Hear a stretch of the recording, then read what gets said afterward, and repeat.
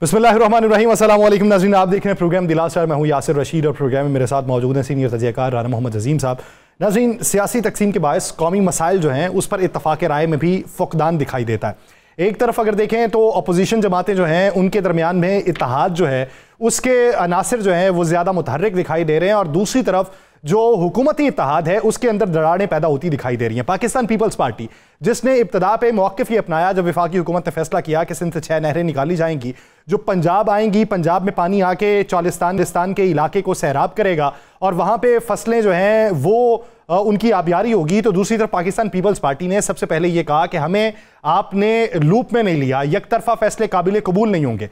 वो सिर्फ बयानात तक बातें महदूद थीं। एक वक्त आया कि जब पाकिस्तान पीपल्स पार्टी के किरदार पर सवाल उठाए जाने लगे कि पाकिस्तान पीपल्स पार्टी इस ज़िमन के अंदर क्या किरदार अदा करेगी कि एक तरफ वो गुड कॉप और बैड कॉप की पॉलिसी अपनाए हुए है, दूसरी तरफ वो हकीकत पसंदाना इकदाम नहीं उठा रही।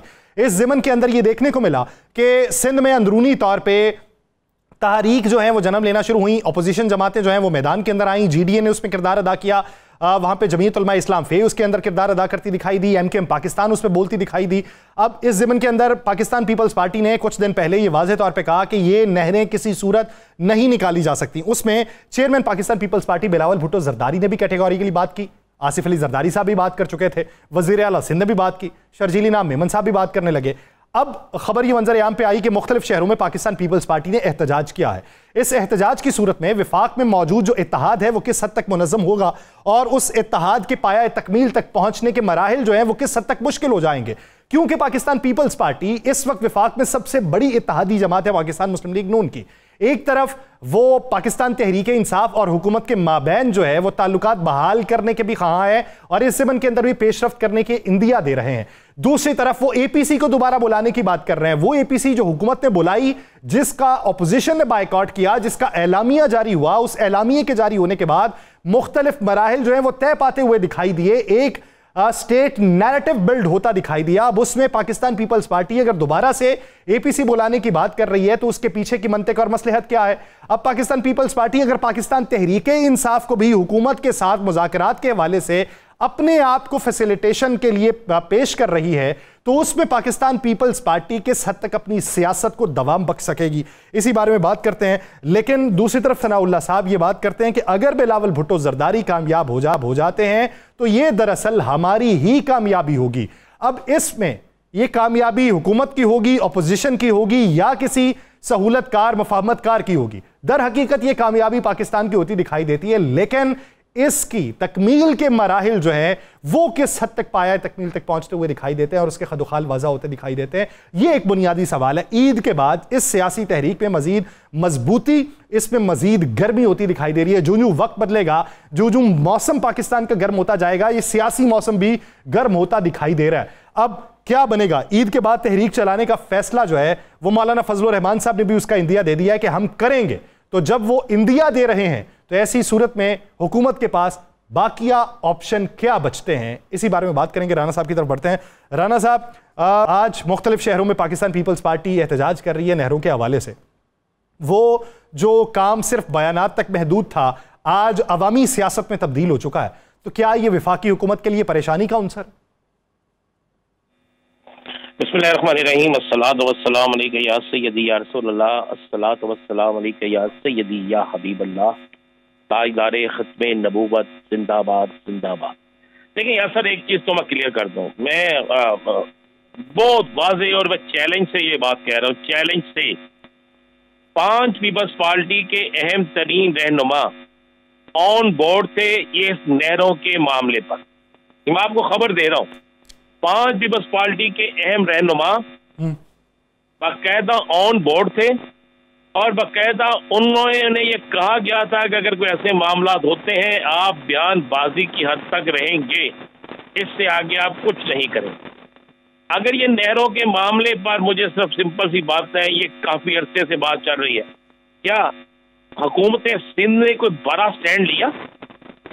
क्या सदर पाकिस्तान की तरफ से कोई बड़ा स्टैंड आया? क्या कौम पार्लियामेंट के मुश्तरका इजलास में इस पर कोई वाज़ेह पॉलिसी आई? क्या बिलावल भुट्टो जरदारी ने आज के दिन तक ये लफ्ज कहे कि जनाब अगर इतने घंटों में ये काम ना हुआ, वो तो घंटों की बात करते हैं ना, दिनों पे नहीं जाते, तो हम हुकूमत से अलहदा हो जाएंगे, क्या ये बात कही? तो आप फिर इससे अंदाजा लगा लें, चाहे इनका नंबर 1 हो चाहे नंबर 4 हो, सबके सब जो है बाकायदा मैं आपको ये कह रहा हूं कि 5 लोग ऑन बोर्ड थे जिन्होंने आगे बाकी लोगों को जिन्हें आगे फ्रंट पे रखना होता है उनको इत्मीनान में लिया था कि ये होना ही होना है और ये हर सूरत में होना है, इसमें हम बेबस हैं। लेकिन हुआ क्या, जब ये मामला हुआ तो इन्हें यकीन नहीं था कि इस कदर ज्यादा स्टैंड जो है वो सिंध के अंदर से भी आएगा, पंजाब से भी लोग बोलेंगे और दीगर सूबों से लोग। अब सिंध के अंदर जीडीए जिसको इन्हें खुड्डे लैन लगाया हुआ था, जीडीए तो इससे पहले इतने मुजाहरे कर चुकी है कि जिसकी इंतहा कोई नहीं, और इसी के बाद तहरीक इंसाफ ने भी इस पे खुल के बात शुरू कर दी। फिर इवन मुस्लिम लीग नून सिंध के जो थे कुछ अहदेदारान, उन्होंने भी इस पर खुल के बात करना शुरू कर दी, क्योंकि ये सिंध कार्ड है और सिंध कार्ड पीपल्स पार्टी हमेशा खुद यूज करती थी। अब वो सिंध कार्ड जो है पीपल्स पार्टी ने भी यूज करना है, वो जीडीए ने भी यूज करना है, उस सिंध कार्ड को बाकी लोगों ने भी यूज करना है।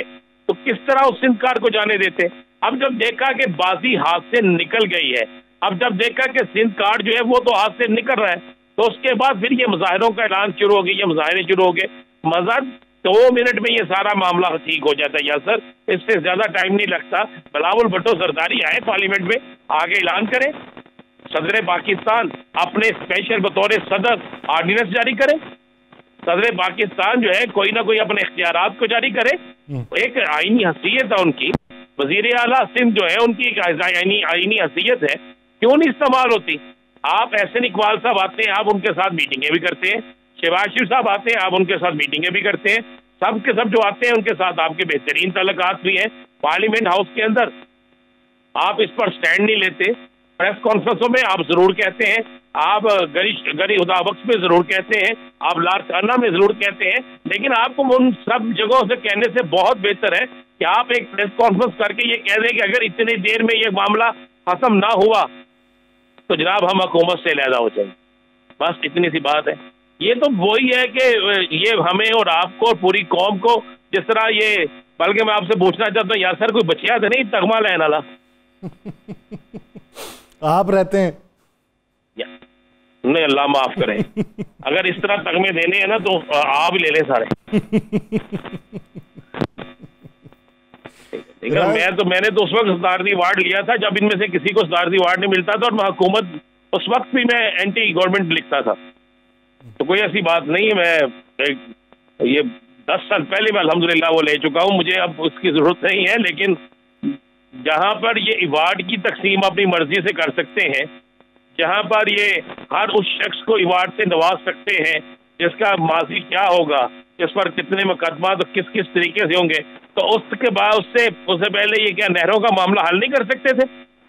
ये सारा कुछ था, ये एक ड्रामा था, ड्रामा है और ड्रामा रहेगा, इसके आगे कुछ नहीं है।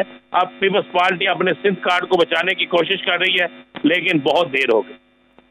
अब पीपल्स पार्टी अपने कारकुन को मुतमिन करने के लिए कर रही है, लेकिन अब कारकुन बहुत ज्यादा समझदार है। अब कारकुन भी ये सवाल करता है, मुजाहरे कर रहे हैं ना, कारकुन किसके खिलाफ नारा लगाएगा? ये यासर साहब वफाकी हुकूमत के खिलाफ लगाएगा ना, यही कहेगा ना हमें नहीं मंजूर, हमें फलां करें। तो एक तरफ तो ये कह रहे हैं, दूसरी तरफ वफाकी हुकूमत के स्पेशल फंड भी लिए जाते हैं, और दूसरी तरफ जो है आप पीपल्स पार्टी पंजाब में पावर शेयरिंग के हवाले से भी अपना भरपूर किरदार जो है वो निभाने के लिए तैयार, और बहुत से मामला तय भी हो रहे हैं। राणा साहब, वो जो पंजाब में पावर शेयरिंग वाला मामला था, उस पर तो सिंध में भी पावर शेयरिंग की बातें हो रही थी, हालांकि सिंध में नुमाइंदगी नहीं थी, तो वो फिर बात का क्या बना? सिंध में कोई पावर शेयरिंग नहीं है, ये बड़ा क्लियर और वाज़ेह है। मैं आपको एक बता दूं, मैंने पहले भी कहा था, पंजाब में पावर शेयरिंग जो है वो मामला काफी हद तक तय हो चुके हैं और बाकी रहते रुते तय हो जाएंगे। ये सारा मामला है। अब पीपल्स पार्टी को मैंने याद करे, मैंने एक दफा प्रोग्राम में कहा था कि पीपल्स पार्टी बहुत जल्द उन्हें ये फैसला करना पड़ेगा कि उन्होंने हुकूमत के साथ रहना है। अगर अगले आने वाले चंद दिनों में अवामी प्रेशर बहुत ज्यादा बढ़ गया पीपल्स पार्टी पर, तो फिर पीपल्स पार्टी को कोई एक कुर्बानी देना पड़ेगी, या सिंध कार्ड की कुर्बानी देना पड़ेगी, या फिर पीपल्स पार्टी को हुकूमत से अलहदा होना पड़ेगा। और हुकूमत से अलहदा मतलब हुकूमत की मुखालफत करना पड़ेगी और हुकूमती हमायत छोड़ना पड़ेगी। ऑलरेडी उनके पास जो चीजें हैं वो हुकूमती हमायत छोड़ भी दें तो मुझे बताएं, वजीर आला सिंध उनके पास है, वजारत सिंध जो है, उसके अलावा ईवान सदर उनके पास है, चेयरमैन सेनेट उनके पास है, और उनके पास बेहतरीन चीजें हैं। बाकी KPK में गवर्नर उनके पास है, बलोचिस्तान के अंदर वजीर आला अभी तक उनके पास है। आने वाले दिनों में वहां पे भी क्या होता है ये तो हालात बताएं। अच्छा राना साहब, मौलाना फजलुर रहमान साहब कहते हैं कि ईद के बाद तहरीक चलाने का फैसला करेंगे, तो क्या अभी तक फैसला नहीं हुआ? क्या ये दोनों पार्टीज के दरमियान वो जो ग्रीवेंसेस थे उनका खात्मा नहीं हुआ? मैं आपको एक बात बता दूं, सब कुछ हो चुके हैं। आपको ईद के बाद मैं जो बार बार कहता हूँ कि अप्रैल का महीना, अप्रैल के महीने में आपको ऐसे सरप्राइज मिलेंगे कि आप सोच नहीं सकते। चले राणा साहब, पहले भी ये 25 तारीख की थी, 25 मार्च था जब इमरान खान कप जीता था, वर्ल्ड कप, और आज भी उसने पैगाम यही दिया है कि जनाब हम फतह होंगे। मेरी इत्तला है कि सारे मामला तय है, हर तमाम चीजें बिल्कुल ठीक जा रही हैं, और अप्रैल के अंदर ऐसा बड़े सरप्राइज आएंगे, एक नहीं एक से ज्यादा सरप्राइज आएंगे, और आपको महसूस होगा कि ईवान इक़्तिदार में ज़लज़ला कितना तारी होता है। चले राना साहब, इसी बारे में आप सवाल कर लीजिएगा, एक ब्रेक लेते हैं। सेक्रेटरी इत्तलात शेख वकास अकरम साहब पाकिस्तान तहरीक इंसाफ के, वो हमें ज्वाइन, ब्रेक के बाद वापस आएंगे तो उनसे गुफ्तगू का आगाज़ करेंगे। कहीं नहीं जाएगा, स्टे विद अस।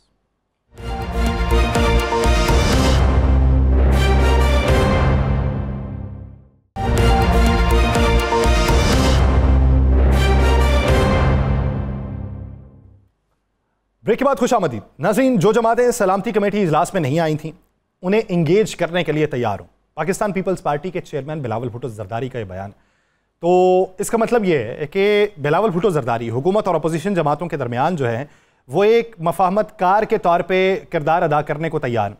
तो क्या इसका कोई आउटकम निकल पाएगा? एक तरफ मौलाना फजलुर रहमान साहब जो कहते हैं कि ईद के बाद तहरीक चलाने का फैसला करेंगे, वो तहरीक किस हद तक मजबूत होगी और उसके खदोखाल अब तक कितने वजह हो चुके हैं, और एक मीटिंग जो बड़ी जिसकी बात की जा रही थी कि ईद से कुछ दिन पहले होगी, क्या वो मीटिंग के हवाले से तमाम तर तैयारियां मुकम्मल हैं, या जो वो पहले नशस्तें हो चुकी हैं उन्हीं में वो चीज़ें सारी ज़ेर बहस आ चुकी हैं?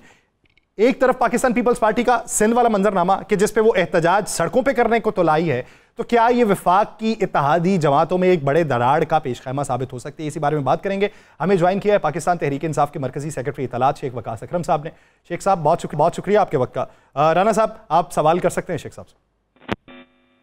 अच्छा शेख साहब, क्या बन रहा है, कब ये जो एक इत्तेहाद की कोशिशें हो रही थी और जिसमें बहुत हद तक आप लोगों को कामयाबी भी मिली अपोजिशन इत्तेहाद की, अपोजिशन इत्तेहाद का बाकायदा ऐलान जो है वो ईद के बाद हो रहा है, और कब हो रहा है? बस अब उसमें छोटे मोटे मामलात हैं जो भी तय पाने हैं, जो बेसिक फ्रेमवर्क है उसमें तो सारा मामला तय हो गया है। कुछ जिम्मेदारियां बकाया रह गई हैं, जैसे कि उसको लीड कौन करेगा और उसमें बाकी जो चीजें हैं, और उसमें मौलाना साहब के हवाले से जो मौलाना साहब की रिजर्वेशंस थी जो हमें कन्वे की गई हैं, जिसके हवाले से हमें कोई ऐसा एतराज कोई नहीं है, बस सिर्फ खान साहब की ब्लेसिंग्स और उनकी गाइडेंस की जरूरत है। उसमें वो चीजें बस चंद दिन और रह गए हैं, वो शेप अप हो चुकी है। इंशाल्लाह ईद के बाद एक बड़ा जो है अपोजिशन अलायंस आपको नजर आएगी। शेख साहब, आप समझते हैं कि वो जो एतमाद का फुकदान था उसका खात्मा मुकम्मल तौर पे हो चुका है, या फिर समझते हैं कि कुछ फीसद अभी बाकी है? क्या सर? एतमाद का फुकदान जो दोनों जमातों में था, यानी वो कहते हैं कि हम डसे हुए हैं बार बार, PDM के पुराने इत्तेहाद उन्होंने हमें बहुत तल्ख तजर्बात से नवाजा है, तो अभी एक हमारे लिए मजीद तजर्बा है, तो आप समझते हैं कि दोनों तरफ जो है वो एतमाद किया जा सकता है? देखिए, हम तो ये समझते हैं कि ये जो भी अलायंस बनने जा रहा है ये किसी जाती मुफाद में नहीं बनने जा रहा है, ये कौमी मुफाद में है, पाकिस्तान के मुफाद में है, जमहूरियत, आइन और कानून के हवाले से है। इस पे एतमाद एक दूसरे पे किए बगैर हम बहसीयत अपोजिशन अलायंस आगे बढ़ ही नहीं सकते।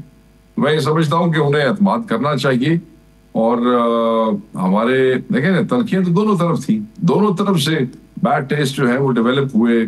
26वीं तरमीम के बाद तातुल आया, तारीखी तौर पे वो सारा सिलसिला रहा, मगर इमरान खान साहब ने हमेशा पहल की है, हमेशा इस दफा भी उन्होंने कहा, उस तातुल के बाद भी उन्होंने कहा कि आप दोबारा एंगेजमेंट शुरू करें। तो अब मैंने जो गुफ्तगू सुनी मौलाना साहब की अगले दिन एक इंटरव्यू में, उसमें उन्होंने भी कहा कि चीजें आगे की तरफ जा रही हैं, बेहतरी है, तो इंशाल्लाह ताला चीजें ठीक हो जाएगी, हमें उम्मीद है। बज़ाहिर इसमें कोई ऐसी रुकावट नजर नहीं आती है, क्योंकि हुकूमत को इसकी बड़ी तकलीफ है। हुकूमत ने पूरी कोशिश की, आपने देखा नहीं हमारी मुलाकात के बाद वज़ीर आज़म को अपनी पूरी वज़रा ब्रिगेड लेके जो है वो गुलदस्ता लेके खान पहुंच गए थे मौलाना साहब की उसके लिए। ऑब्वियसली अनईजीनेस थी, अनकंफर्टेबल हुए, परेशान हुए, इसलिए पहुंचे। तो कोई मुझे नहीं नजर आती ऐसी चीज कि जिसमें ट्रस्ट डेवलप ना हो सके।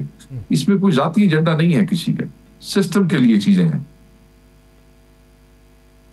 शेख साहब, आपको क्या लग रहा है कि ईद के बाद जो आपकी तहरीक है, ये तहरीक आखिरी तहरीक होगी, यानी खान साहब की रिहाई के लिए फाइनल राउंड होगा या आगाज होगा? देखें, चीजों में कोई फाइनल राउंड तहरीकों में नहीं हुआ करते सर। मैं ये समझता हूं कि जब तक तहरीकें चलती हैं उसमें हर कॉल को फाइनल कॉल ही समझना चाहिए और हर कॉल को फाइनल कॉल की तरह आगे आना चाहिए। आपको याद होगा सवाबी में जो सेकंड लास्ट जलसा था, ये नहीं इससे पिछला, मेरे पे बड़ी तनकीद हुई थी। मैंने एक बात कह दी थी कि एक फाइनल कॉल नहीं, कई फाइनल कॉल्स होंगी और कई जो है वो कॉल्स होगी, और जब तक हम अपने अहदाफ हासिल नहीं कर लेते हम आते रहेंगे। बड़ी तनकीद हुई मेरे पे, सोशल मीडिया पे भी, टीवी पे भी।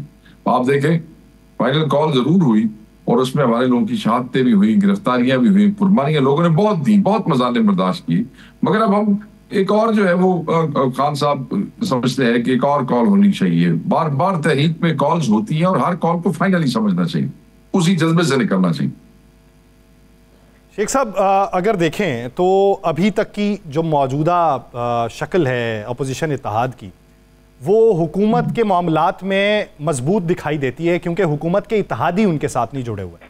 लेकिन मैं बारहा बहुत सारे रहनुमाओं से ये सवाल कर चुका हूँ कि एक हकीकत पसंदाना सोच ये है कि माजी में वही लोग जो उस इत्तेहाद का हिस्सा थे वो आपके नज़रियात के साथ जुड़े हुए हैं। जब आपको ये दिखाई देता है कि कुछ इत्तेहादी हुकूमत से नाला हैं, तो आप उनके साथ राबिता बहाल क्यों नहीं करते? देखें, जो हुकूमत के इत्तेहादी हुकूमत से नाला है, आपको ये देखना पड़ेगा कि उन इत्तेहादियों के नाला होने की वजह क्या ये वजह है कि हमें किसी सूबे में हिस्सा नहीं दिया जा रहा? क्या ये वजह है कि जिन डेवलपमेंट फंड्स का वादा किया था वो नहीं दिए जाते? क्या ये वजह है जो ट्रांसफर पोस्टिंग का प्रॉमिस किया गया था वो नहीं किया गया? या कोई और बड़े मामला थे जो उस वक्त तय किए गए थे उन पर डिलीवर नहीं किया जा रहा? अगर इस वजह से कोई नाला है तो फिर आप क्या समझते हैं कि हमें फौरी जम करके उनको साथ में ला लेना चाहिए? नहीं, मैं ये नहीं समझता। As far as we are concerned, Noon league हो, पीपल्स पार्टी हो, ये दोनों बेनिफिशियरी है हमारे मैंडेट की चोरी के, मैंडेट के डाका के। ये तिरानी किस्मत है।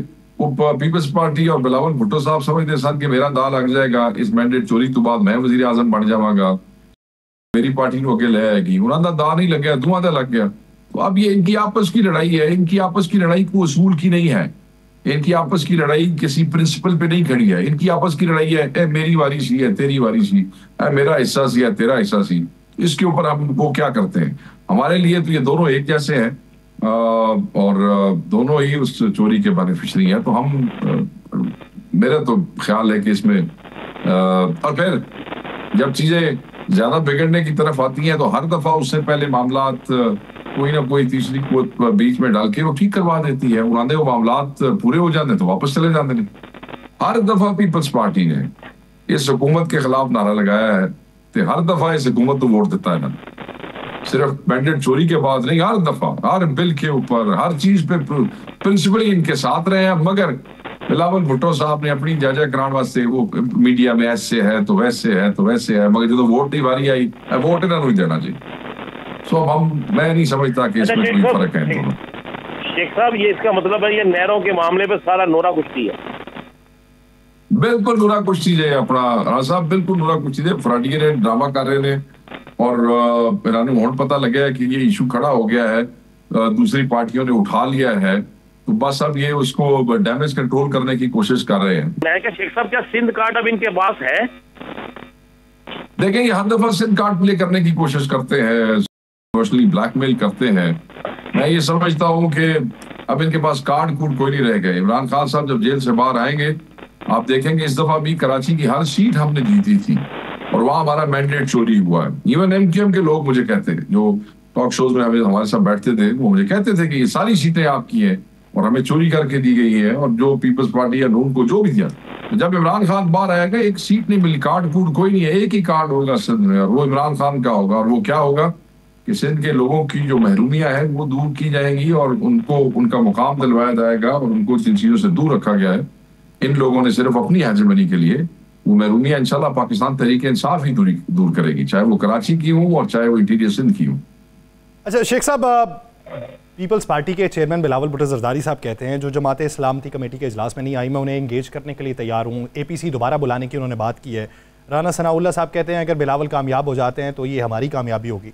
अगर राबिता किया जाता है पीपल्स पार्टी की तरफ से, वेलकम करेंगे या फिर उस पर सवाल उठाएंगे? आपकी इस वक्त की मुस्कुराहट जो है वो आधा जवाब तो दे चुकी है। देखें मैं आपको बताता हूँ, पहली बात तो ये है कि APC दोबारा तो बुला नहीं सकते, इसलिए कि उन्होंने पहले अभी तक बुलाई नहीं। APC अगर ये बुलाएंगे तो हमारा मौक़िफ़ है कि इमरान खान के बगैर कोई भी APC बेनतीजा होगी और फ्रूटफुल नहीं होगी, उसका कोई फायदा नहीं होगा। अगर ये सिक्योरिटी कमेटी जिसमें ब्रीफिंग दी गई है पार्लियामेंट की कमेटी, उसको दोबारा बुलाते हैं तो उस हवाले से हम ऑलरेडी कह चुके हैं कि खान की मुशावरत के बगैर हमारी कोई भी इनपुट उसमें वो मुकम्मल नहीं हो सकेगी, वो भी फ्रूटफुल नहीं हो। तो वो चीजें हमारी बड़ी वाज़ेह है। रह गया बिलावल साहब का राब्ता करना हमसे, मैं समझता हूँ कि राना सनाउल्लाह ने मेरे मौक़िफ़ की तायीद कर दी है कि बिलावल की कामयाबी उनकी कामयाबी है। तो मैं तो कह रहा हूँ कि बिलावल और नून लीग में फर्क कोई नहीं है, तो हमारे लिए तो बात यह है कि अगर हमने बिलावल के कहने पे बैठना है तो फिर वो तो नून लीग वाले भी तरले करते हैं बैठने के लिए। सो कहने का मकसद ये है, इसमें जो हमारे प्रिंसिपल स्टांस है, जब तक हम उसमें मुतमईन नहीं हो जाते हम किसी ऐसी चीज का हिस्सा नहीं बनेंगे। हाँ, हम ये समझते हैं कि दहशतगर्दी नासूर है, दहशतगर्दी के खिलाफ कौम का इकट्ठा होना जरूरी है, दहशतगर्दी के खिलाफ एक पॉलिटिकल कंसेंसस होना जरूरी है और उस कंसेंसस के लिए जरूरी है कि पाकिस्तान तहरीक इंसाफ के कायद इमरान खान साहब की इनपुट मौजूद हो। अगर APC अगर हो तो वो खुद मौजूद हो। उससे बेहतरी ये आ सकती है कि जो भी स्ट्रैटेजी फाइनलाइज होगी उसमें इस मुल्क के सबसे बड़ी पार्टी के सबसे बड़े लीडर की इनपुट मौजूद होगी, वो पॉलिसी बामानी होगी और उसके मुताबिक जब इस मुल्क के इदारे उस पर चलेंगे तो उसको ओनरशिप हासिल होगी इस कौम की, जिससे जो भी एक्शन लिया जाएगा वो नतीजा खेज होगा। अच्छा शेख साहब, आपने बिल्कुल दुरुस्त बात कही कि ये पीपल्स पार्टी और इनका आपस में गठजोड़ है, सारा कुछ है। अब इतने नहरों के मामले पर तहरीक इंसाफ भी सिंध के अंदर तहरीक चलाने का ऐलान कर चुकी है, आप अहमियत दे चुके हैं, तो सिंध के अंदर कब से शुरू कर रहे हैं आप इस हवाले से मरकजी इज्तिमा? सर बात यह कि अभी तो ईद तक तो चीजें नहीं आगे मूव कर सकती ना सर, आखिरी अशरा है और रमजान का एहतराम है और आखिरी अशरा खत्म होगा, ईद होगी, तो उसके बाद बैठ के लाए अमल जो है वो तय कर लिया जाएगा। इन प्रिंसिपल फैसला हो गया है। अच्छा शेख साहब, एक तरफ राना सनाउल्लाह साहब ने कहा कि अगर 9 मई पे माफ़ी मांगी जाती है तो रिहाई भी अमल में आ सकती है। सलमान अकरम राजा साहब ने कहा माफ़ी तो किसी से नहीं मांगे के बानी PTI। तलाल चौधरी साहब ने आज कह दिया सजाएं भी होंगी। तो क्या ये बयानात ही चलते रहेंगे? देखो जी, कई लोगों की तो नौकरियां ही बयानों की वजह से है। आप जिस तरह ये जो तो क्लेम टू फेम तो ये बयान ही है और किस किस्म के इशारे और किस्म की गुफ्तगू वो हमारे मेहरबान करते रहे हैं जलसों में और टॉक शोज पे आपके सामने है, तो उनकी बात को हमने कभी सीरियस नहीं लिया, संजीदा नहीं लिया कि जी वो सजाएं भी होगी। हम तो आगे कहते हैं कि ये अपनी मर्जी के जज लेके आए हैं 26वीं आईनी तरमीम के तहत। और अब ये जो छोटे वजीर हैं वो हौला टेट होता है ना, कि वो हौला पांडा जल्दी खटखट करने लग जाता है, तो वो उस वजह से जल्दी बोल पड़ते हैं, वरना कोई इनका समझदार मैंडेट चोर होता तो शायद और तरीके से बात करता। ये जड़े ने तुसी देख लो पहले की कर रहे ने, और मैं ये समझता हूँ कि ऐसी बातें जो ये कर रहे हैं इन पे बिल्कुल जिस वक्त हमारी काउंसिल्स पेश हो जजों के सामने बात करें कि जी फैसले तुसी करने ने तो सजावत ऐलान जड़ा है वो नून लीग कर दी जा रही है, तुसी भी कुछ सोचो, इन्हें कुर्सियां ते बैठ के इंसाफ कर रहे हो, उन्होंने नाल भी कुछ करो। तो मैं तो सजेस्ट करूंगा अपनी पार्टी को कि इनके खिलाफ लिख के अदालतों में दें और फिर अदालतों से पूछे भी ये क्या हो रहा है यहाँ पे मुल्क में। दूसरी तरफ आपने राना सनाउल्लाह साहब की बात की है, वो माफी वाला रिएक्शन दे दिया सलमान अकरम राजा साहब ने। खान ने तो कह दिया था, आपको याद होगा, बयान दिया, वो फिर ट्वीट भी हुआ कि मैं मतलब माफी किस बात की माफी तो उन लोगों को मांगनी चाहिए जिन लोगों ने 9 मई के बाद हजारों लोगों को नाजायज अंदर रखा है। हम ये कहते हैं कि सीसीटीवी फुटेज आ जाए, दूध का दूध पानी का पानी हो जाए, 9 मई का फैसला हो जाए, जुडिशल कमीशन 3 आला जजेस का बन जाए सुप्रीम कोर्ट के। उसके बाद खान साहब ने कहा था कि अगर मेरा कसूर बनता हुआ तो मैं जरूर माफी मांग लूंगा, मगर किस बात की माफी? कौन सी चीज ऐसी हुई है कि जिसके ऊपर माफी मांगे? माफिया आप लोगों ने मांगनी है, इस हुकूमत ने मांगनी है, इस नवाज शरीफ की और इस बिलावल की पार्टी के एक एक फर्द ने मांगनी है जो उन्होंने इस कौम के बच्चों के साथ किया। इमरान खान ने किस बात की माफी मांगनी? शेख साहब, एक सवाल शख्सियाती तौर पे बाबर अवान साहब से कोई गिला है? क्योंकि आज जब मुलाकात के लिए जाने वाले थे तो बाबर अवान साहब भी अंदर जाने वाले थे। सलमान अकरम राजा साहब ने पहले तो कहा कि ये क्यों अंदर जा रहे हैं, उन पे एतराज़ किया, फिर हमले ने कहा जी चलें ये रुक जाते हैं, आप चले जाएं। 4 रहनुमा अंदर गए, वो भी साथ में आ गए। उन्होंने फिर एतराज़ उठाया, उन्होंने कहा मामला गड़बड़ है, इस पर एहतजाज करेंगे। तो क्या जो दीगर अफराद मिलने के लिए जाते हैं उनके मिलने पर भी उज़र है? नहीं, ऐसी बात नहीं है। बाबर अवान साहब से कोई गिला नहीं है सर। बाबर अवान साहब हमारे भाई हैं और हमारे बड़े जिम्मेदार अहम रुकन है, हमारी लीगल कमेटी का भी हिस्सा है, और कोई ऐसी बात नहीं है। होता ये है कि खान साहब अपनी मर्जी से लोगों के नाम, वकला के नाम भी देते हैं केसेस के हवाले से जिनसे उन्होंने मुलाकात करनी होती है, और फिर वो नाम पहले फाइनल होते हैं। खान यूजुअली जब नाम देते हैं तो फिर ही इज एक्सपेक्टिंग कि वो मुझे आके मिलेगा। उस हवाले से आप देखें ना, आज हामिद खान साहब का भी नाम था, वो उनको भी नहीं मिलने दे रहे थे। भंडारी साहब का भी नाम लिखा हुआ था, नहीं मिलने दे रहे थे। तो सलमान अकरम राजा साहब का भी नाम था मेरे ख्याल से गालिबन। हाँ सुने, सलमान अकरम राजा साहब ने अगर उस वक्त ये बात की होगी कि क्यों जा रहे हैं, तो मैं समझता हूँ कि इसलिए कहा होगा भी जिनके ऑलरेडी नाम है, जिनका खान साहब इंतजार कर रहे हैं, आप उनको नहीं लेके जा रहे, आप अपनी मर्जी से पिक एंड चूज कर रहे हैं। ऐसे ना करें। उसकी वजह है कि वकला किसी खास काम के लिए मिलते होते हैं ना। ये जो 6 वकला की मुलाकातें होती हैं, ये तो गप वाला काम नहीं होता। तो इस वजह से कहा होगा, वरना कोई खुदा न खास्ता ये जो है वो बाबर अवान साहब हमारे बड़े भाई हैं और खान साहब की बड़ी इज्जत करते हैं, और वो बड़ा उनकी एफर्ट है, अभी भी उनका बड़ा इनपुट है, बहुत इनपुट है उनका। अच्छा, आपको याद होगा कि पिछले कुछ दिनों में बहुत सारे कारकुनान ये सवाल उठाते हैं, ये दूसरे नहीं, कारकुनान सवाल उठाते हैं। वो ये कहते हैं कि वकला की कारकर्दगी क्या है बानी PTI की रिहाई के हवाले से। अब आज जो इतने दिनों बाद समाअत हुई, एक दरख्वास्त दायर की हुई थी 190 मिलियन पाउंड केस के हवाले से, आज उसकी समाअत थी। शेब शाहीन साहब वहाँ पे पेश थे, सलमान सफदर साहब थे नहीं। उन्होंने वक्त मांगा, उन्होंने कहा जी, तो फिर बाद में जज साहब ने कहा जी कि ईद के बाद का कर लेते हैं। उन्होंने कहा जी नहीं, थोड़ा सा वक्फा कर दें।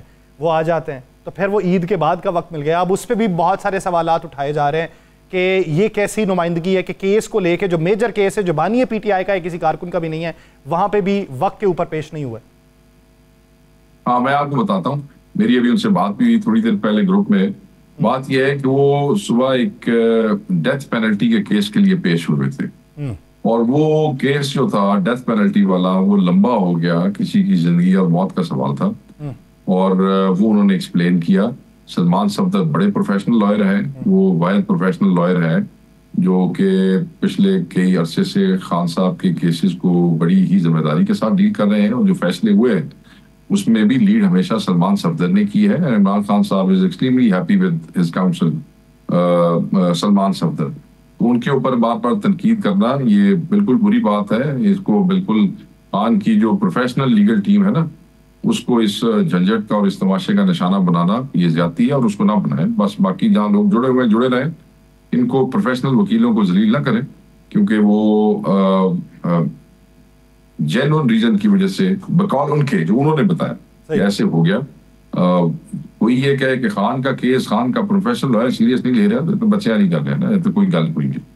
ये तो मटीरियल चाहिए होता है, कोई ना कोई लिखने वास्ते बंदे लिख देते हैं विदाउट नोइंग के डिटेल्स क्या है और कैसे, ऐसी कोई बात नहीं है।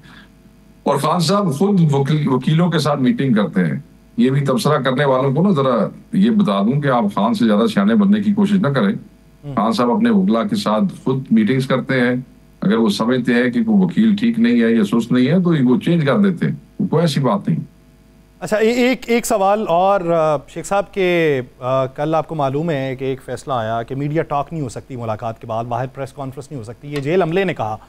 तो जिस पे सलमान अकरम राजा साहब ने तौजीहन ये कहा कि फैमिली जो मिलती है वो तो आगे बात कर सकती है ना, उनके ऊपर तो ये कदगने नहीं लग सकती। लेकिन अभी तफसीली फैसला मौजूद नहीं है। बैरिस्टर अकील मलिक कहते हैं कि अगर मीडिया टॉक के ऊपर पाबंदी लगेगी तो फिर कहीं भी गुफ्तगू होगी उस मुलाकात के हवाले से तो फिर हम तौहीन अदालत लगवाएंगे उस पर। आप समझते हैं कि मुलाकात के बाद कोई बात उस फैसले के बाद बाहर ही नहीं आ सकती? और तो वकील मलिक को कहना चाहिए, उन्होंने कहना तू जी लत बननी है काका बन ले जाके। मतलब बात यह है कि जो हमारी अंडरस्टैंडिंग है, वकील मलिक तो कल का बच्चा है और सलमान अकबर राय साहब इस मुल्क के बहुत बड़े वकील है और सीनियर काउंसिल है। मेरी उनसे बात हुई, वो खुद पेश हुए थे, उन्होंने बड़ी वो बात की। उन्होंने कहा जी बात ये हुई है कि हम 6 महीने से मिल नहीं सक रहे, मुलाकातें नहीं हो सकती और उसकी वजह से हमारा बहुत नुकसान हुआ, मुलाकातें ही नहीं हो रही, 6 महीने से बंद है। अब अगर जेलर की बात नहीं है, जेलर की बात की हम कोई ना उसकी अहमियत है हमारे सामने ना कुछ है, वो तो पार्टी है। जज साहब ने ये कहा, बकौल सलमान अकबर राय साहब मुझे कहा कि भाई सिर्फ सिक्योरिटी रीजंस की वजह से, उनकी बात सुनने के बाद अगर आप अडियाला के फौजी साहब ने जाके बात ना करें तो बाद में जहाँ मर्जी कर, तो इससे क्या फर्क पड़ता है? अब मैंने दसो, मेरी वकील खड़ा हो और हमारी 6 महीने से मुलाकात ना हो रही हो और आगे से जज साहब ये कहें कि भाई आप सिर्फ अडियाला के सामने बात ना करें, आप कहीं और जाके बात कर लें, तो मैं उस बात के ऊपर अड़ जाऊं कि नहीं जी नहीं, तुसी पहले का फैसला करो। गए हम इमरान खान की मुलाकातें बहाल कराने या हम वहां अडियाला के सामने स्टेज लगाने के लिए गए? तो जिस काम के लिए गए थे कि मुलाकातें बहाल होनी चाहिए, जो 6 महीने से बंद है, वो हो गई। अब जिन्होंने अडियाला के सामने को बात करनी है तो वो आधे घंटे बाद जाके प्रेस क्लब में कल कर लेंगे, या वो जाके खैबर पख्तूनख्वा में केपी हाउस में बात कर लेंगे, या असेंबली में बात कर लेंगे, या फौरी ट्वीट कर देंगे, या पोस्ट कर देंगे, क्या फर्क पड़ता है? तो मैं ये समझता हूं कि जो असल इशू था वो खान से मुलाकात का था, अल्लाह का शुक्र है वो हो गई।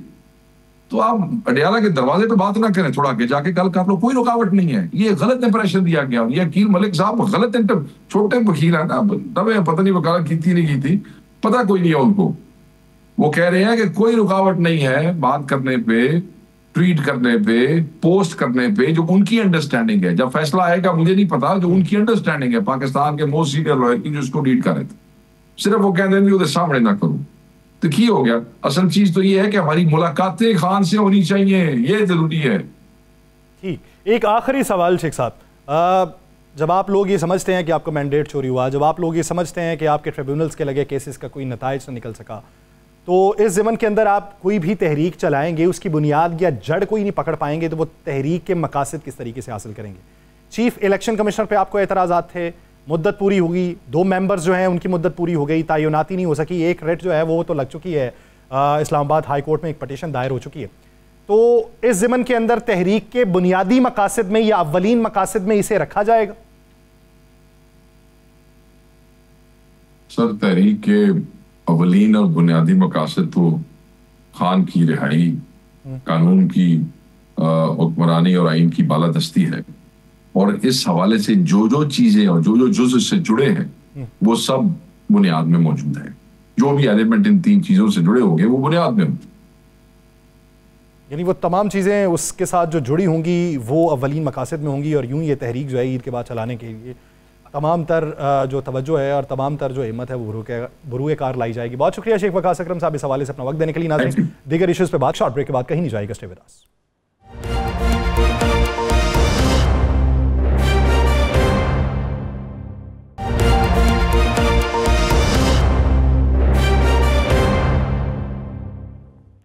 ब्रेक के बाद खुशामदीद नाज़रीन, पाकिस्तानी सियासत में वो कौन सा उनसर है जिसकी कमी इस वक्त शिद्दत से पाई जा रही?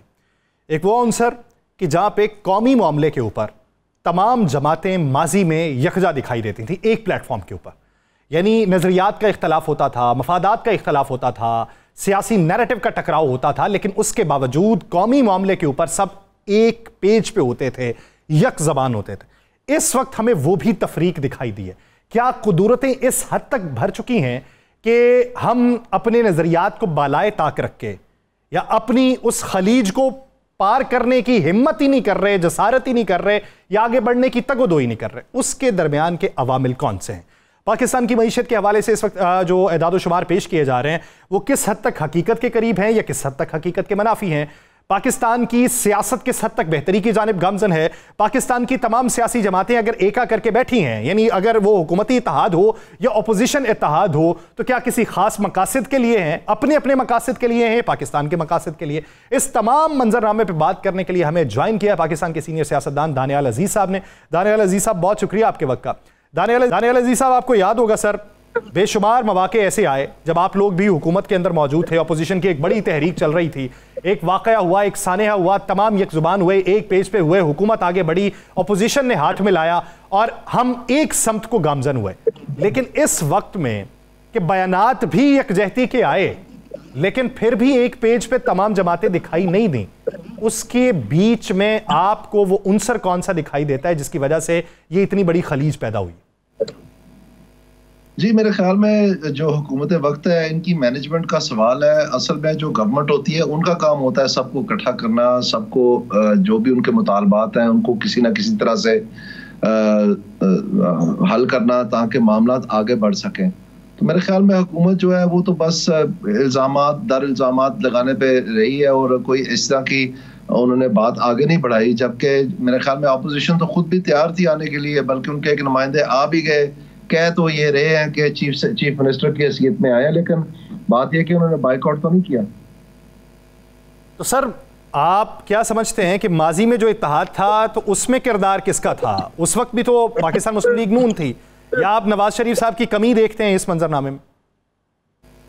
जी, इसमें मेरा ख्याल में नवाज शरीफ साहब ने अच्छा नहीं किया, वहां नहीं आके, उनको आना चाहिए था और अपना किरदार अदा करना चाहिए था। मेरे ख्याल में वो भी थोड़ा सा आजकल अलूफ है, कुछ शायद को नाराजगियां हैं जो माजी में जो हालात बन गए हैं। लेकिन बहरहाल जब कौमी मफाद की बात आती है तो फिर ये सारी चीजें बाला ताक पे रखनी चाहिए और सामने आना चाहिए। आप मौलाना फजलुर रहमान साहब के उस शिकवे को किस हद तक बजा समझते हैं जो सियासी मंजरनामे से नवाज शरीफ साहब के आउट होने पे हैं? वो कहते हैं कि वो मंजरनामे में कहीं दिखाई नहीं दे रहे। हाँ, मेरे ख्याल में ये दुरुस्त बात है, क्योंकि जो हमें सुनने में आ रहा है पाकिस्तान में जगह जगह आग लगी हुई है और पता चल रहा है कि वो जो पुराने कुछ असासे हैं पाकिस्तान के तारीखी, उनकी देखभाल के लिए कोई कमेटी बना दी गई है जिनको जाके वो रंग रोगन करेंगे। वल्लाह आलम क्या सोच है ये, लेकिन बहरहाल थोड़ा सा तशवीश तो फिर होती है, क्यों नहीं होती? क्या वजह है कि छोटे भाई विफाक में, बेटी पंजाब में, लेकिन उनका अक्स दिखाई नहीं देता उनकी पॉलिसीज का? ये भला आलम मेरे ख्याल में ये सोचने की बात है। जब ये मुसीबत में पड़ते हैं तो फिर उनको याद कर लेते हैं और वैसे जो है काम चलाना चाहते हैं। मैं एक और तरफ बात करना चाहता हूँ, ये जो बलूचिस्तान और खैबर पख्तूनख्वा में हो रहा है वो तो जाहिर बात है एक ज़ेरे बहस भी है और उस मामले को अगली कमेटी की तरफ ले जाया जा रहा है। लेकिन मैं जो आपसे एक ताज़ा बात करना चाहता हूँ, जो नया जख्म दिया गया है वो ये है कि पंजाब हुकूमत जानबूझ के दीदा दानिस्ता जो हमारा काश्तकार है और तकरीबन 1.2 मिलियन टन जो है अभी, जबकि बाजार में जो नई फसल है वो आने वाली है, इन्होंने मार्केट में रिलीज किए हैं 2800 पे दिसंबर की 27 तारीख को बताया और अब 2900 कर दिया है। जबकि इनको पता है कि पिछले साल का रेट जो था वो 3900 रुपए इन्होंने खुद तय किया था और बार बार बताते रहे, जब तक आखिरी दिन उन्होंने आके कह दिया कि जी हमने नहीं खरीदनी। तो ये तो पिछले साल की बात है और कितनी महंगाई हुई इस पूरे साल के दौरान, तो ये उससे कुछ ज्यादा ही होना चाहिए था जब उन्होंने खुद तस्लीम कर लिया कि 3900 रुपए, तो 2900 रुपए पे इसका आप एक सेकंड के लिए इमेजिन करें। दानियाल साहब, जो बनाने की कोशिश की जा रही है, एक तरफ कहा जाता है कि देखें जी माजी की निस्बत अब आवाम को सस्ता आटा दस्तयाब है, तो फिर उस पर उज़र कैसा हमारी मैनेजमेंट है कि हमने आवाम को एक बड़े तबके को रिलीफ दिया है, तो वो नैरेटिव एक हद तक वो आवाम को बाय तो करवा रहे हैं। बात है, कितना खूबसूरत नैरेटिव है। तो ये नैरेटिव जब मिल रही है उसके ऊपर भी लागू करते हैं ना, जो गाड़ियां 1.5 करोड़ की हो गई है उसके ऊपर भी लागू करते हैं ना, सारों के लिए बराबर करते हैं ना। सिर्फ काश्तकार बेचारे को उसकी आवाज नहीं है क्योंकि उसकी तंजीमें जो है वो इतने ऑर्गेनाइज नहीं है, तो आप वो जगह जगह फैले हुए हैं, इसलिए आप समझते हैं कि हर साल उनको ज़िबा करके आप अपना फख्र से बताएं कि हमने बड़ा कमाल किया और एक उनकी आंखों में जो है ना 1000 ट्रैक्टर की धूल फेंके बटन दबा के। ये समझते हैं आप, ये आप समझते हैं ये बेवकूफ है, इनको नहीं समझ आ रही इनके साथ क्या हो रहा है, इनको सब समझ है। आप सारों के साथ क्यों नहीं करते? मोटर कंपनी नया ये लाती है मॉडल या कोई ये चाइनीज कंपनी लाती है तो गवर्नमेंट फेंके ना 5-6 हजार गाड़ी मार्केट में, तो फिर क्या कि जी आप क्यों नाराज हो रहे हैं? देखिए हमने तो गाड़ियां सस्ती करनी है आवाम के लिए। ये चीनी जो एक्सपोर्ट की है, जब इन्होंने मुसद्दिक मलिक को कमेटी से निकाल दिया, इनको उस वक्त पता था कि ये चीनी की कीमत जो है ये नहीं संभाली जानी, उसने खुद कहा था, उसको बरतरफ कर दिया और इसी हुकूमत ने। और अब 180 रुपए पे उस वक्त नहीं को दिल में दर्द उठता कि हमने गरीबों के लिए जो है, क्योंकि ये सब खुद है। ये क्या तमाशा है? अच्छा चले, अगर मैं इसके मुख्तलिफ दूसरे पहलू पे बात करूं, आप देखें पाकिस्तान मुस्लिम लीग नून में बेशुमार MPAs MNAs जो हैं, जो पंजाब से ताल्लुक़ रखते हैं, वो डेरेदार हैं, उनकी अपनी ज़मीनें हैं, उनकी अपनी ज़मीन पे काश्त होती है। तो इस सब के बावजूद वो क्यों लगे हुए हैं, वो क्यों नहीं बोलते, उनको क्या फ़ायदा? आप पूछे जाके, आप एक स्पेशल एक्सपोजे करना 92 न्यूज़ को बोले कि जाके ये जो so called nation building departments हैं, इनके एक्सीएन और SDO से जरा पूछ लें कि क्या रेट चल रहा है इस वक्त, कितने पैसे इनको मिलते हैं जब ये पैसे लेके आते हैं डेवलपमेंट के नाम से। ऊपर से उसको लबादा दिया हुआ है SDGs का कि जी ये UN की कोई तरकीब है, और इधर जो है ना काम जो हो रहा है वो ये है कि 2 बारिशें कोई सड़क नहीं निकालती, 2 बारिशें कोई सारी पीली ईंटें लगा देते हैं। मैं तो खुद इस चीज के खिलाफ एक पूरी जंग की है। अच्छा दानियाल साहब, अगर देखें तो इस वक्त मौजूदा मंजरनामे में हुकूमत कहती है सिंगल डिजिट के ऊपर जो है वो महंगाई है। अब फ़ारूक सलीम साहब से बात हो रही थी, उन्होंने कहा जी कि इसका मतलब ये नहीं है कि महंगाई कम हो गई है, इसका मतलब ये है कि महंगाई बढ़ने की रफ्तार सुस्त हो गई है। तो ये जो एदादो शुमार हैं, इसका गोरखधंधा आम आवाम की समझ में नहीं आता। किसी को मुफ्त चीज़ें या सस्ते दामों चीज़ें दस्तयाब होंगी, बहुत सारे लोगों को नहीं दस्तयाब होती। तो इसका फंडा क्या है, हुकूमत किस तरीके से इसे तरतीब देती है? आप तो खुद उन दफातरों में रहे हैं जहां पे ये तमाम चीज़ें होती रहीं। जी बिल्कुल, और मैं आपको ये बताना चाहता हूं कि ये जो वक्ती तौर पे हुआ है, इसने सिर्फ एक काम किया है कि ये जो एक और तमाशा लगाया हुआ था पंजाब हुकूमत ने कि जी हमें प्राइस कंट्रोल के लिए मजिस्ट्रेट जो है लगाने हैं और इसका महकमा बनाना है और हमने सख्त सजाएं देनी है सब कुछ। अब क्यों वो मनफी पे चले गया या ऑलमोस्ट 1.5 पे आ गया? कौन सी कारकर्दगी हुई है? वो महकमा तो बना ही नहीं। यानी ये इतने सादा हैं कि स्टेट बैंक ऑफ पाकिस्तान के कानून में लिखा हुआ है कि स्टेट बैंक का एक ही काम है कि महंगाई ना होने दे। तो स्टेट बैंक के पास कौन से डिप्टी कमिश्नर है, कौन से बाजार है, ये इतवार बाजार या ये छापे मारने के लिए लोग हैं? उनके पास तो पैसे छापने की ताकत है या शरह सूद की ताकत है। तो उसके जरिए से वो साल में 5-6 दफा मीटिंग करते हैं और शाया करते हैं कि हमने महंगाई कैसे कंट्रोल करनी है, और ये लोगों को बेवकूफ बनाने पे लगे हुए हैं कि जी हमने छापे मार के ये दूध वाले को पकड़ लाएंगे, बेचारे रेडी टमाटर वाले को पकड़ लाएंगे, लोगों को दिखाने के लिए कि जी हम बड़ा कमाल कर रहे हैं, जबकि पीछे से शरह सूद कम करके इनकी अपने जेबें गर्म हो रही होती है। असल बात तो ये। तो अब ये बताएं ना कि कितने ज्यादा छापे इन्होंने मारे हैं कि ये महंगाई बढ़ने की रफ्तार जो है ये 1.5% पे आ गई है। ये सब झूठ है। और ये मैं आपको बता दूं कि वही स्टेट बैंक अपने जो 27 जनवरी की मॉनेटरी पॉलिसी कमेटी मीटिंग के जो स्टेटमेंट दी है उसमें उन्होंने बताया कि ये 8% तक जून के 30 तारीख तक जा रही है, और अगर ये अभी 1.5% है तो इसका मतलब ये है कि इसने कम से कम ऑलमोस्ट 6 गुना बढ़ना है। यानी 600% महंगाई जून 30 तक स्टेट बैंक कह रही है कि बढ़नी है। उस वक्त इन्होंने क्या कहना कि डिप्टी कमिश्नर साहब को काम पे लगा दे। जब इन्होंने शरह सूद कम किया है, इनको पता था, ये तो शुक्र करें IMF ने इनको रोक लिया है, नहीं तो ये तो मुफ्त पैसे बांटने पे आदी हो गए थे। सर अभी खबर IPPs के हवाले से है कि 7 IPPs की हुकूमत को बिजली सस्ती और 11 अरब से जायद का सरचार्ज माफ़ करने की मशरूत पेशकश है। तो हुकूमत कहती है देखें हम तो आपकी भलाई के लिए काम कर रहे हैं। इन्होंने जो बात बनाई हुई है ना, ये सब सरासर गलत है। सारे IPPs के साथ नेगोशिएट करके इन्होंने अब बताया कि जी 50 पैसे, पहले 45 पैसे थे, अब वो गनीमत ये है कि उन्होंने 50 पैसे जो है ना फी यूनिट कम कर दिए। जब यूनिट 70 रुपए का मिल रहा है, 65 रुपए का मिल रहा है, तो 50 पैसे आप कम कर देंगे तो कौन सा आसमान से तारे तोड़ लाए हो? ये तो फ्रेमिंग ऑफ द प्रॉब्लम ही गलत है। असल बात तो वो 590 अरब रुपए हैं जो चोरी हुए हैं पिछले साल। असल बात तो ये है कि जो बिजली आप नहीं दे सक रहे, जिसके कैपेसिटी चार्जेस आप मेरे और आप जैसे लोगों के ऊपर डाल रहे हैं, उसका गवर्नेंस का प्रॉब्लम है, वो कॉन्ट्रैक्टिंग प्रॉब्लम नहीं है। IPPs का कॉन्ट्रैक्टिंग का प्रॉब्लम समझते हैं ये कि बना दिया है, ये नहीं है, ये गवर्नेंस का प्रॉब्लम है। जो पूरा साल इन्होंने होल ऑफ गवर्नमेंट अप्रोच लगाई और पर्चे दिए, मीटर उतारे, पता नहीं क्या आनन फानन, पोस्टिंग ट्रांसफर, ये वो सब का सब फेल हो गया। उसके बाद आके तो 2 महीने की चेपी जो है चाचा ने लगाई, वो IMF ने मना कर दी। फिर 2 महीने की चेची चीफ मिनिस्टर पंजाब ने लगाई, चेपी 45 अरब की, वो जो है दोबारा से जो है ना उसको 2 महीने, अब 2 महीने सर्दियों की इन्होंने और चेपी लगाई कि जी हमने सस्ती कर दी है। ये चेपियां लगा के 2 महीने के इन्होंने कहा। इसका मतलब ये इनके पास कोई ढंग का सोल्यूशन नहीं है, इनके पास कोई सोच नहीं है, और ये सिर्फ ये इंतजामिया से जाके मशवरे करते हैं क्योंकि इनके अपने पास तरजीहात ही कोई नहीं है। माशाल्लाह कभी कोई चीज इन्होंने तहकीकात की नहीं है। इनकी कोई थिंक टैंक नहीं है, कोई सोच विचार नहीं है, तो इसलिए इनके पास हल भी कोई नहीं है। तो ये अब देखना, ये बिजली जो है ये रफ्ता रफ्ता और महंगी होनी है। ये जो सोलर वालों के साथ इन्होंने किया है, इसकी क्या वजह है? क्या वाकई ये 150 अरब सोलर की वजह से? यही चीफ मिनिस्टर साहब तो कह रहे थे कि सोलर ही सोल्यूशन है, सब सोलर लगाए। तो इधर से उन्होंने सर उसकी तौजीहात ये बयान किए हैं कि सोलर से जो यूनिट्स वापडा को मुंतकिल हो रहे हैं उसका बोझ जो है वो आम सारिफीन के ऊपर डलता है, तो आम सारिफीन को वो भुगतना पड़ेगा। और अगर ये इसी रफ्तार से सोलर इंस्टॉलमेंट जारी रही तो 2034 तक जाके ये बहुत बड़ा बोझ बन जाएगा जो आम सारिफीन को बर्दाश्त करना पड़ेगा।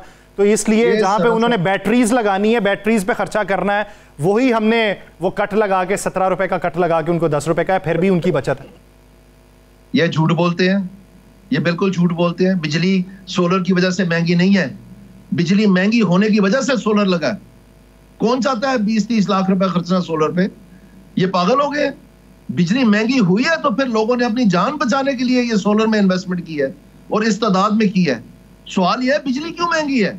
बिजली इसलिए महंगी है क्योंकि ये बिजली चोरी नहीं रोक सकते, क्योंकि इनके महकमे साथ मिले हुए हैं, क्योंकि इनके पास कोई तरजीहात नहीं है, इसलिए जाके लोगों ने सोलर लगाया है, क्योंकि बिजली इतनी महंगी हुई है।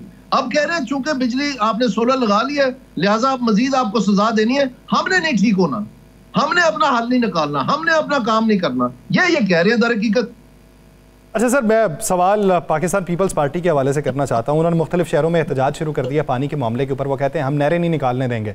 बिलावल भुट्टो, आसिफ जरदारी, शर्जील इनाम मेमन, उसके अलावा वज़ीर आला सिंध देख लें। तो क्या आपको लगता है ये एकतरफा फैसला था जो हुकूमत ने किया और इनको लूप में लिए बगैर ये फैसला हो गया और उस पर काम भी शुरू हो चुका है? देखें, पाकिस्तान के पास सिर्फ जो गंदम में काश्त होता है ना तकरीबन 91 मिलियन हेक्टेयर्स है, 91 मिलियन। तो SIFC का काम था कि इस जो काश्त हो रहा है इसको कैसे हमने इम्प्रूव करना है, इन्वेस्टमेंट कैसे लानी है, जो रूल्स रेगुलेशंस, बायलॉज और ब्यूरोक्रेटिक रेड टेप, ये डिलेज, पाकिस्तान की मार्केटिंग, ये सारी चीजें करनी थी। अनफॉर्चुनेटली क्योंकि वो ट्रेंड नहीं है इस काम में, उन्होंने ये अपने आप पे ले लिया कि हम खुद ही सारा कुछ कर देते हैं, तो उन्हें खुद ही जमीनें पकड़ के तो वो काश्त करनी शुरू कर दी। तो उसमें तो ऑब्वियसली ये नहीं चलेगी। तो इसका मतलब ये नहीं ना कि एक नया सुपर महकमा बनाना है, ये तो इन महकमों को ठीक करना था, इनको रवा करना था, इनको फैसिलिटेट करना था। तो इन्होंने बजाय इनकी स्टडी करने के कि इन महकमों के कौन से रूल्स एंड रेगुलेशंस हैं, कौन से इनकी ट्रेनिंग की जरूरत है, कैपेसिटी बिल्डिंग की जरूरत है, कौन सी इनकी काम करने का वर्क फ्लोज की इंप्रूवमेंट की जरूरत है, इनको कम करना है, इनको जम करना है, इनको वर्टिकली जो इंटीग्रेट करना है, प्रोविंसेस के साथ इनका रब्त जो है किस तरह से बेहतर बनाना है, इसकी स्टडीज आनी चाहिए थी SIFC की वेबसाइट पे। और फिर उसके अमल दरामद के लिए नए रूल्स लिखे जाने थे, नए कानून में अमेंडमेंट्स होनी थी, नई पोस्टें बननी थी, उनकी जॉब डिस्क्रिप्शंस बननी थी, उनकी परफॉर्मेंस एवेल्युएशन बननी थी, उनके इंसेंटिव्स तय होने थे। इस तरह से जो मौजूदा महकमे हैं उन सारों को नए अंदाज से रवा करके पाकिस्तान में इन्वेस्टमेंट की फराहमी को हमवार करना था। ये सारे खुद ही शुरू हो गए कि लाएं जी हम ही कर लेते हैं। फिर माइंस में भी, एग्रीकल्चर में, ये कुछ भी नहीं होगा, आप देख लेना। सर मेरा सवाल अभी भी वही पे है। पाकिस्तान पीपल्स पार्टी जेन्युइन सियासत कर रही है। एक मिनट आप सिर्फ मैं एक सादा सी मिसाल दे देता हूँ। SIFC जो है वो फर्ज करें पूरी फौज भी लगा देती है, आपका क्या ख्याल? ये 91 मिलियन एकड़ जो है ज़ेरे आब लाकर तो ये काश्त कर लेंगे? क्या बातें कर रहे हैं? इसको मैक्सिमाइज करना है। आपको पता है कि हमारी productivity lowest in the world है, न्यूजीलैंड में हाईएस्ट है। न्यूजीलैंड जैसे मुल्क में हमारे बहुत सारे और ममालिक हैं जो ऑलमोस्ट 7 टन ले रहे हैं पर हेक्टेयर। 7 टन, न्यूजीलैंड में 10 टन है, हमारे यहाँ 1 है, 1। तो इसको हम 7 के करीब लेके जाएं तो फिर आपको देखना कि ये जो डॉलर आपने कमाने हैं एक्सपोर्ट करके एग्रीकल्चर प्रोड्यूस, फिर आपके पास आएगी। लेकिन इसके लिए इनके पास सोच विचार है नहीं। सर मेरा सवाल फिर वही, पाकिस्तान पीपल्स पार्टी मौजूदा जो सियासत कर रही है उसका फायदा होगा उसे? नहीं, कुछ भी नहीं होगा उससे। और ये मैं आपको बता दूं, जो हमें अभी खबरें आ रही है कि प्रेसिडेंसी ने ये शायद टोकन ही प्रोटेस्ट किया, क्योंकि जो कोई अप्रूवल जो है पहले से मेरे ख्याल में कर दिया, बाद में ख्याल आया कि जी गलती हो गई है। तो इसमें पाकिस्तान सारे का पानी का मसला है, सिर्फ ये सिंध का मसला नहीं है, और ये दिन ब दिन बढ़ता चले जाना है। सवाल तो ये है कि इसके लिए प्लान क्या बनाया है। ये 2-4 नहरों की बात नहीं है। हमारे डैम्स जो हैं, ये जो हमें सामना करना पड़ रहा है, हमें जो सामना करना पड़ रहा है इस वक्त वाटर स्ट्रेस्ड कंट्री का, इसका हल चाहिए। जो लोअर रिपायन एरियाज हैं इनके लिए कोई हमें बंदोबस्त चाहिए कि हम उन क्रॉपिंग पैटर्न्स को चेंज करें, जो हम पानी का जो हमारे पास है उसका इस्तेमाल जो है हम उन सरफों से इस्तेमाल करें, इसकी प्राइसिंग हो और ये इनपुट की तरह ट्रीट हो, ना कि ये जिसकी लाठी उसकी भैंस, जहां जहां मिले वो अपना इस्तेमाल करना शुरू कर दे। तो ये तरजीहात सामने आनी चाहिए थी। अच्छा दानियल साहब, मेरा एक आखिरी सवाल कि क्या आप उस अपोजिशन इत्तेहाद में बैठेंगे जो अभी तश्कील पा रहा है, क्योंकि उसमें आपके पुराने साथी भी हैं जिनसे हो सकता है आपको गिले ना हो? कौन सा अपोजिशन इत्तेहाद जी? सर ये जो महमूद खान अचकज़ई, मौलाना फजलुर रहमान, PTI शाहिद खान अब्बासी साहब जो तहरीक चलाना चाह रहे हैं, इसमें दो ही पार्टियां जो है वो मैंने खेज हैं जी। एक PTI है और एक मौलाना फजलुर रहमान है, बाकी तो सारी गपशप है। और PTI ने सिर्फ इसलिए ये सारा कुछ किया हुआ है क्योंकि वो एंटी स्टेट डिक्लेयर्ड है, तो वो एंटी स्टेट लगना नहीं चाहते, तो उन्होंने अपने इर्द गिर्द एक जमकट इकट्ठा कर लिया है बताने के लिए कि जी हमें सिंगल आउट ना किया जाए। और मौलाना फजलुर रहमान की इसलिए जरूरत है क्योंकि वो स्ट्रीट पावर थोड़ी बहुत रखते हैं, तो शायद वो हरियावल दस्ता का काम दे सके। बाकी अगर आप कहें कि कोई ये सारी जमातों का कोई इसमें मैंने है, तो वो बेमैने है, लेकिन मौलाना फजलुर रहमान और PTI का ही गठजोड़ नहीं हो रहा, इसलिए बाकी भी सब जो है बस इंतजार में बैठे हैं। बाकी सब इंतजार में बैठे हुए हैं, इनका ही गठजोड़ नहीं हो रहा, बेनिफिशरी भी ये दो लोग हैं। बहुत शुक्रिया दानियाल अजीज़ साहब इस हवाले से अपना वाक़ई। नाज़रीन, प्रोग्राम का वक्त खत्म हो जाता है, मुझे दीजिए इजाज़त। आपसे मुलाकात होगी कल के रोज़। अपना बहुत सा ख्याल रखिएगा। अल्लाह ने के बाद।